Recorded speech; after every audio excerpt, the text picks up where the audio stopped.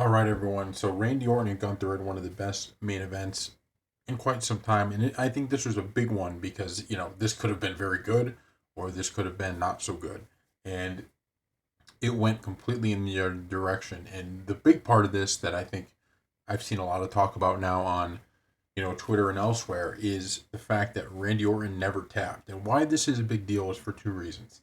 It may not seem like a huge deal, but the first reason is it shows WWE is doing a great job of being able to build up stars while not destroying their old stars. And what I mean by that is, sometimes when you're building up a new star, you're having them beat these legends, and it's just like, okay, now you're basically killing off these other wrestlers because they're losing, right? You're using them to get somebody else over, but now they're viewed in a lower light.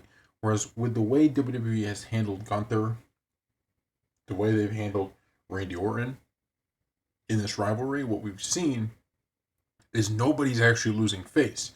Both are actually gaining. Randy Orton dominated this match for big portions of it, and yet Gunther still wins. And it's not like Randy tapped, right? He didn't tap out. The first match they had, he got screwed. The shoulder was up. The second match, now he didn't tap. He got knocked out.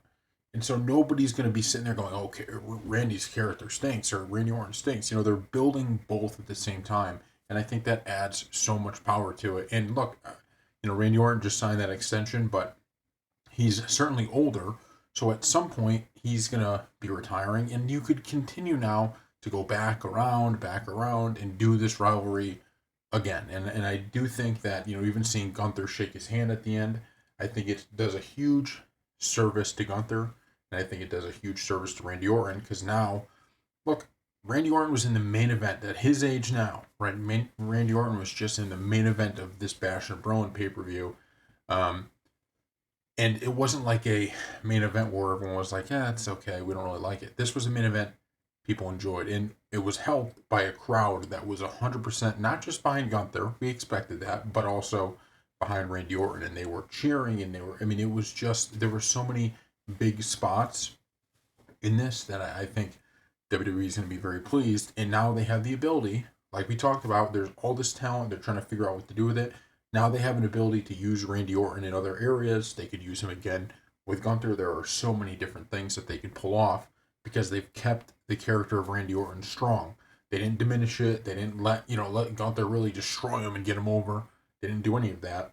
They've now done it twice where they've given Randy basically a loss, but in about as much of a win. This is as much as you could win from a loss in any way, right? The first time he gets screwed out of the win, or he gets screwed into the loss, and now this time what happens?